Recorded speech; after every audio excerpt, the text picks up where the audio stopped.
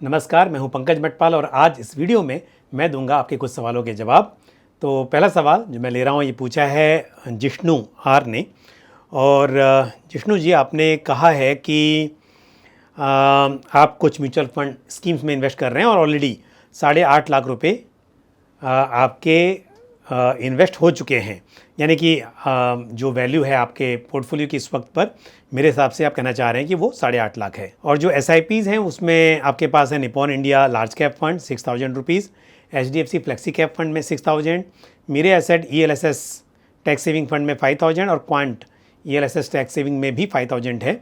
Edelweiss large mid cap 250 index fund में 5,000, SBI mid cap fund में 5,000, SBI small cap fund में 5,000, quant small cap fund में 5,000 और SBI लो duration fund में 6,000 rupees की SIP आप कर रहे हैं। तो कुल मिलाकर 48,000 की SIP हो रही है। और आपने कहा है कि आप स्टेप अप भी करेंगे, 1,000 रुपया आप हर फंड में हर साल बढ़ाएंगे और 4,000 रुपये आपके NPS में भी इन्वेस्ट हो रहे हैं आपके एम्प्लॉयर द्वारा, और टारगेट है आपका 20 साल में 5 करोड़। तो यदि मैं सिर्फ म्यूचुअल फंड्स की बात करूं तो जो आपने ऑलरेडी अमाउंट इकट्ठा कर लिया है प्लस आपकी 48,000 की SIP है और आपने जो कहा है कि 1,000 से आप स्टेप अप भी करेंगे, तो बेशक 5 करोड़ का टारगेट 20 साल में आपका पूरा हो पाएगा, ऐसी उम्मीद आप बिल्कुल रख सकते हैं। लेकिन यहाँ पर थोड़े बदलाव मैं आपको सजेस्ट करूँगा। एक तो SBI लो ड्यूरेशन फंड जिसमें आप 6,000 की SIP कर रहे हैं, अगर आप 20 साल की बात कर रहे हैं तो लो ड्यूरेशन फंड में इन्वेस्ट करना मेरे हिसाब से ये सही नहीं होगा, क्योंकि इतने लंबे समय के लिए करना है तो आपको यहाँ पर इक्विटी फंड्स में करना चाहिए। डेट ओरिएंटेड फंड्स में भी इतने लंबे समय के लिए जो लॉन्ग ड्यूरेशन फंड्स हैं वो सूटेबल हो सकते हैं, लेकिन लो ड्यूरेशन फंड तो मेरे हिसाब से सही चॉइस नहीं है। और मैं तो कहूँगा कि आपको इक्विटी में ही निवेश करना चाहिए। आपके पास कोई भी इंटरनेशनल फंड नहीं है तो अगर हो सके तो आप एक इंटरनेशनल फंड शामिल कर लीजिए, और ऐसे में ICICI प्रूडेंशियल NASDAQ 100 फंड आपके लिए सूटेबल हो सकता है। दूसरी बात आपने कही है कि आप हर साल 1,000 रुपीज़ बढ़ाएंगे हर स्कीम में। मेरे हिसाब से शुरुआत में ठीक है, आप 1,000 रुपये बढ़ाइए, लेकिन आगे जिस हिसाब से आपकी इनकम बढ़े उस परसेंटेज से आप यदि बढ़ाएंगे तो बेहतर होगा, क्योंकि जब आपकी इनकम बढ़ जाएगी और पैसे की वैल्यू भी समय के साथ कम हो जाएगी तो 1,000 रुपये बहुत छोटा होगा आपके लिए। उस वक्त हो सकता है कि आप 1,000 नहीं 5,000 रुपये भी बढ़ा सकें। तो परसेंटेज वाइज अगर डिसाइड करें तो ये अच्छा रहेगा, क्योंकि इनकम जिस परसेंट से बढ़ेगी उसी परसेंटेज से आप अपने SIP अमाउंट को भी बढ़ाते रहेंगे, तो आप 5 करोड़ नहीं बल्कि ज़्यादा पैसे इकट्ठा कर पाएंगे। और वैसे भी 20 साल के बाद 5 करोड़ आपको कम लगेंगे, तो आप समय के साथ जितना अधिक हो सके उतना बढ़ाते रहिए। स्कीम ठीक है, एक स्कीम में बदलाव का मैंने आपको सजेशन दिया है, उस पर आप गौर कीजिए। All the best to you. अगला सवाल मैं ले रहा हूँ मनीष खत्री का। मनीष जी, आपने कहा है कि आप मेरे वीडियोस रेगुलरली देखते हैं और आपको वो अच्छे और हेल्पफुल लगते हैं, so thank you very much. और आपका सवाल मैं ले रहा हूँ। आपने कहा है कि आपका PGIM India mid cap opportunities fund में 2,000 रुपीज़ की SIP है और ये 2022 यानी कि फरवरी 2022 से आप इसमें SIP कर रहे हैं। दिसंबर 2024 में आप इस SIP को बंद कर देंगे, ऐसा आप प्लान कर रहे हैं। आप कह रहे हैं कि यहाँ पर जो रिटर्न मिल रहे हैं वो आपके एक्सपेक्टेशन से कम है, तो क्या आपको कंटिन्यू करना चाहिए कि नहीं करना चाहिए? और आपने कहा है कि म्यूचुअल फंड के रिटर्न आपको कहाँ चेक करने चाहिए और SIP शुरू करने के बाद में कौन कौन से एरियाज चेक करने चाहिए। आपने कहा कि जब शुरुआत की थी आपने उस वक्त 30 से 35% का CAGR निकल कर आ रहा था, लेकिन अब ये 20% पे आ गया है। देखिए, इस स्कीम में रहना कि नहीं रहना वो अलग बात है, लेकिन अगर आप कह रहे हैं कि 20% का CAGR आपको कम लग रहा है तो मेरे हिसाब से आपकी ये एक्सपेक्टेशन सही नहीं है। म्यूचुअल फंड्स में लॉन्ग टर्म में 12 से 15% का CAGR एक्सपेक्ट करना मेरे हिसाब से ये रियलिस्टिक होगा। देखिए, कभी कभी इक्विटी मार्केट में एक साल में, चाहे हम डायरेक्ट इक्विटी की बात करें, हम इंडेक्स की बात करें या म्यूचुअल फंड स्कीम की बात करें, ऐसा हो सकता है कि आपको 30, 40, 50% का रिटर्न भी मिल जाए, लेकिन हमेशा ये संभव नहीं होगा। तो एवरेज यदि आपको 15% का CAGR मिल रहा है तो मेरे हिसाब से ये काफ़ी अच्छा है। हाँ, ये सच है कि PGIM India mid cap opportunities fund की परफॉर्मेंस कुछ समय से अच्छी नहीं है, और यदि हम इसे कंपेयर करें दूसरे मिड कैप फंड्स के साथ या मिड कैप इंडेक्स के साथ, तो भी ये हम मान सकते हैं कि इस फंड ने अच्छा परफॉर्म नहीं किया है। तो 20% मिला है, इसके लिए मैं कम नहीं कहूँगा, लेकिन क्योंकि उस वक्त पर बाकी स्कीम्स ने या फिर इंडेक्स ने बेहतर परफॉर्म किया, इस स्कीम ने नहीं किया, और आगे भी अभी ऐसा लग रहा है कि कुछ समय लगेगा यहाँ पर रिटर्न्स आने में, तो उस बात को मानते हुए आप आगे की SIP किसी दूसरी स्कीम में कर सकते हैं, और इसके लिए Motilal Oswal mid cap fund मेरे हिसाब से एक अच्छी चॉइस रहेगी। तो आप दिसंबर 2024 का इंतजार भी ना करें, आप इमीडिएट इफेक्ट से SIP बंद कर दें यहाँ पर, और आगे की SIP जैसे मैंने कहा Motilal Oswal mid cap fund में शुरू कर सकते हैं। दूसरी बात यह है कि यदि यही एक SIP है आपके पास, तो मैं कहूँगा कि सिर्फ मिड कैप में ही इन्वेस्ट ना करें, आपके पोर्टफोलियो में large cap, mid cap, small cap सभी कुछ होना चाहिए, क्योंकि अलग अलग समय पर अलग अलग तरह के मार्केट कैप वाले फंड्स या स्टॉक्स एक दूसरे से बेहतर परफॉर्म कर सकते हैं। और देखा जाए तो ये समय लार्ज कैप के लिए बेहतर है, और आप एक काम कीजिए, अगर आप लंबे नज़रिए के साथ इन्वेस्ट कर रहे हैं और एक ही स्कीम में करना चाहते हैं, तो मिड कैप की जगह पर आप मल्टी कैप फंड को चुनेंगे तो मेरे हिसाब से वो अच्छा रहेगा। और मल्टी कैप कैटेगरी में ICICI prudential multi cap fund या कोटक मल्टी कैप फंड अच्छी चॉइस मानी जा सकती है। और आपने पूछा कि म्यूचुअल फंड की परफॉर्मेंस कहाँ ट्रैक की जा सकती है, तो सिंपली आप फंड की फैक्ट शीट में देख सकते हैं कि स्कीम ने कैसा परफॉर्म किया, और जो स्कीम का बेंचमार्क है उसके अगेंस्ट स्कीम की परफॉर्मेंस कैसी रही है। उसके अलावा बहुत सारी वेबसाइट्स जैसे कि moneycontrol.com, valueresearchonline.com, advisorkhoz.com, इस तरह की वेबसाइट्स हैं कि जहां पर आप अपने पोर्टफोलियो को ट्रैक कर सकते हैं। आप देख सकते हैं यानी कि जिस स्कीम में आप इन्वेस्ट कर रहे हैं उसके कंपैरिजन में उसके पीयर ग्रुप की जो स्कीम्स हैं उन्होंने कैसा परफॉर्म किया है, वहाँ पर भी आप देख सकते हैं। बढ़ते हैं आगे और लेते हैं अगला सवाल जो पूछा है दिनेश कुमार जी ने। दिनेश कुमार जी, आपने बताया कि 25,000 हर महीने इनकम पाने के लिए इस समय कितने की SIP करनी होगी, और 6 साल तक आप SIP कर सकते हैं। 6 साल के बाद आपने कहा है कि रिटायर हो जाएंगे आप, और फ़िलहाल आपकी 18,000 पर मंथ की SIP चल रही है, और स्कीम के नाम भी आपने बताए हैं, उनका भी मैं जिक्र करूँगा, और अभी तक 2.5 लाख रुपए आपके पास इकट्ठा हो चुके हैं। पहली बात मैं कहना चाहूँगा कि अभी 6 साल का ही वक्त बचा हुआ है, तो यहाँ पर बहुत ज़्यादा रिस्क लेना सही नहीं होगा।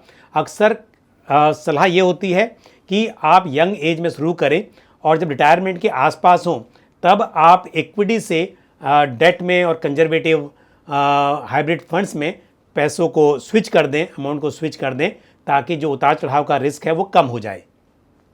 अब क्योंकि 6 साल बचे हैं और अभी तक सिर्फ 2.5 लाख ही इकट्ठा हुआ है, यदि यही आपका रिटायरमेंट का प्लान है, तो मेरे हिसाब से यहाँ पर थोड़ी सी जो सिचुएशन है वो डिफ़िकल्ट है। डिफ़िकल्ट इन द सेंस, मैं आपको ये नहीं कह सकता कि आप बहुत ही कम जोखिम वाले फंड्स में इन्वेस्ट कीजिए, क्योंकि रिटर्न्स कम बनेंगे तो फिर जो अमाउंट है वो इकट्ठा होना मुश्किल हो जाएगा। क्योंकि करीब करीब आपके पास 30 लाख रुपया तो कम से कम होना चाहिए आज से 6 साल के बाद, ताकि आप 25,000 रुपये महीना विड्रॉ कर सकें। दूसरी बात यह है कि शुरुआत में 25,000 ठीक है, बट 25,000 रुपये से हमेशा काम नहीं चलेगा। यानी कि पहले साल में 25,000 करेंगे, अगले साल में थोड़ा बढ़ाना भी पड़ेगा, क्योंकि समय के साथ पैसे की वैल्यू कम होगी, तो फिर 25,000 नहीं बल्कि उससे ज़्यादा आपको हर महीने लगेंगे। तो इसके लिए आपके पास 30 लाख तो मैंने कहा कम से कम, हो सके तो उससे भी ज़्यादा पैसा आपके पास होना चाहिए आज से 6 साल के बाद, ताकि आपके जो ज़रूरत है उस हिसाब से आप सिस्टमेटिकली विड्रॉ कर पाए। तो यदि हम 12% का रिटर्न भी मानकर चले कि चलिए आपको जोखिम तो लेना पड़ेगा और इक्विटी फंड्स में निवेश करना होगा, लेकिन फिर भी 30 लाख रुपए यदि इकट्ठा करने हैं, तो मेरी राय यह है कि आप 18,000 की जगह पर अपनी SIP इस वक्त ही बढ़ाकर 20,000 कर दें, तो 2,000 से बढ़ाएं। साथ ही दूसरा ये होगा कि आप हर साल स्टेप अप भी करें, कम से कम 10% से स्टेप अप करें, तब ये शायद आपके लिए मुमकिन हो पाएगा। लेकिन फिर भी इक्विटी फंड्स में तो करना होगा, लेकिन आपने जिस तरह से स्मॉल कैप और सेक्टोरल फंड को रखा हुआ है पोर्टफोलियो में, वो सही नहीं है। आपको थोड़ा सा बदलाव करना चाहिए। आपको थोड़ा जोखिम लेना पड़ेगा, लेकिन इसका मतलब ये भी नहीं है कि आप स्मॉल कैप और सेक्टोरल फंड में करें और यहाँ पर यदि जोखिम इतना बढ़ जाए कि आप कैपिटल भी यहाँ पर लूज़ करें, तो फिर मुश्किल हो जाएगा जो आपका गोल है उसको अचीव करना। तो तो थोड़ा सा समझदारी के साथ में आपको इक्विटी और हाइब्रिड फंड में निवेश करना चाहिए। तो स्मॉल कैप में तो आप SIP रोक दें, ये बिल्कुल सही नहीं होगा। मिड कैप फंड भी मेरे हिसाब से सही नहीं है। आपको क्या करना चाहिए, मल्टी कैप फंड ठीक है। आप कौन से मल्टी कैप फंड में कर रहे हैं मुझे नहीं पता, स्कीम का नाम बताया नहीं है आपने, खाली कहा है कि मल्टी कैप फंड लिखा है आपने यहाँ पर। तो मल्टी कैप फंड में थोड़ा निवेश कर लें, उसके ज़रिए आपका large cap, mid cap, small cap सभी में हो जाएगा। दूसरा, आप एक फ्लेक्सी कैप फंड को ऐड करें पोर्टफोलियो में, वो बेहतर होगा। पारंपरिक फ्लेक्सी कैप ऑलरेडी है, उसमें आप अमाउंट को बढ़ा सकते हैं चाहें तो, वो सही है। तो एक फ्लेक्सी कैप, एक मल्टी कैप, और साथ ही आप एक बैलेंस एडवांटेज फंड को शामिल कर सकते हैं। HDFC बैलेंस एडवांटेज फंड आप कंसिडर कर सकते हैं। और एक आपके पास में Nifty 50 equal weight index fund, और यहाँ पर ICICI prudential Nifty 50 equal weight index fund अच्छा है, आप उसे शामिल कर सकते हैं। तो ये जो SBI टेक्नोलॉजी फंड है, ये एक सेक्टोरल फंड है, ये अवॉइड करना चाहिए। और मिड कैप, स्मॉल कैप भी आपको अवॉइड करना चाहिए। मल्टी कैप के जरिए आपको मिड कैप का एक्सपोजर मिल जाएगा, स्मॉल कैप का एक्सपोजर मिल जाएगा। साथ ही पारंपरिक फ्लेक्सी कैप फंड के जरिए भी थोड़ा एक्सपोजर आपको स्मॉल कैप में मिल जाएगा, और ये अच्छा रहेगा। तो आपको इक्विटी में करना है, लेकिन जिस तरह के स्कीम्स आपने रखी हुई हैं, यहाँ पर रिस्क बहुत ज़्यादा है। पिछले कुछ समय में स्मॉल कैप ने बहुत अच्छा प्रदर्शन दिखाया है, मिड कैप ने भी बहुत अच्छा परफॉर्म किया है, लेकिन मार्केट में यदि करेक्शन आता है तो यहाँ नुकसान होने के चांस भी बहुत ज़्यादा होते हैं, और आपके पास समय कम है। यदि आप बात कर रहे होते थे कि 15-20 साल के लिए निवेश करना है, 30 साल के लिए निवेश करना है, तब स्मॉल कैप, मिड कैप सही चॉइस होती, लेकिन 6 साल के हिसाब से और रिटायरमेंट बहुत नज़दीक है, तो ये सही चॉइस नहीं है। आपको यहाँ बदलाव करना चाहिए, ये मेरा आपके लिए सजेशन है। All the best to you. अगला सवाल जो मैं ले रहा हूँ, पूछा है सुप्रियो दास ने। सुप्रियो जी, आपने कहा है कि 2021 से आप मुझे कंटिन्यूसली जी बिज़नेस पर देखते हैं, तो धन्यवाद। मैं 2009 से सभी टीवी चैनल्स पर रेगुलरली शोज़ करता हूं, और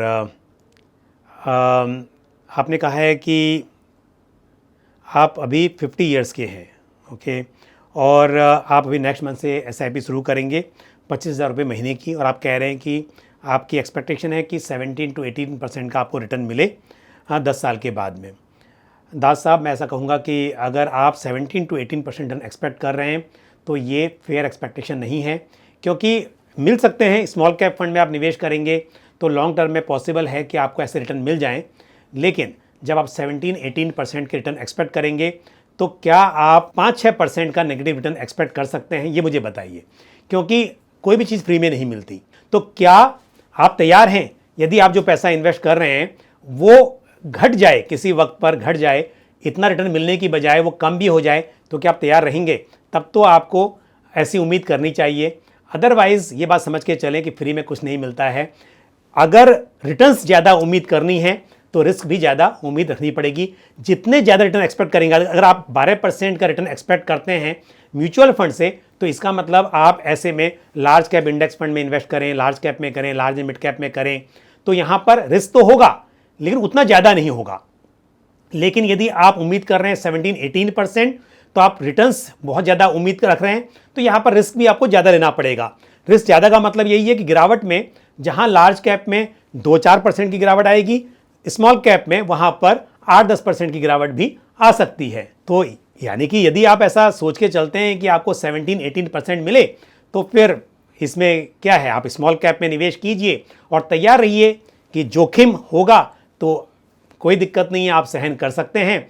तो हम उम्मीद कर सकते हैं कि स्मॉल कैप में लॉन्ग टर्म में शायद आपको इस तरह के रिटर्न्स मिल जाएं, लेकिन पैसा कम होने का खतरा भी यहाँ पर उतना ही है। और यदि आप उम्मीद करते हैं कि 10 साल में आपको 12 से 15% का CAGR निकल कर आए, तो मेरा सजेशन ये होगा कि आपको एक मल्टी कैप फंड, जिसके जरिए थोड़ा निवेश आपका स्मॉल कैप और मिड कैप में हो जाएगा, और एक फ्लेक्सी कैप फंड, और साथ में आप large and mid cap fund और लार्ज कैप इंडेक्स फंड्स को शामिल कर सकते हैं। तो मैं भी आपको स्कीम के नाम नहीं बता रहा हूं, आप मुझे फिर से कमेंट करके बताइए कि क्या आप इस तरह का जोखिम लेने को तैयार हैं कि अधिक रिटर्न आप पाना चाहते हैं, तो अधिक जोखिम भी आप ले सकते हैं। यदि आपकी कैपिटल कम हो जाती है तो आपको इसका दुख नहीं होगा, तब मैं आपको स्मॉल कैप फंड्स के कुछ नाम बता पाऊंगा।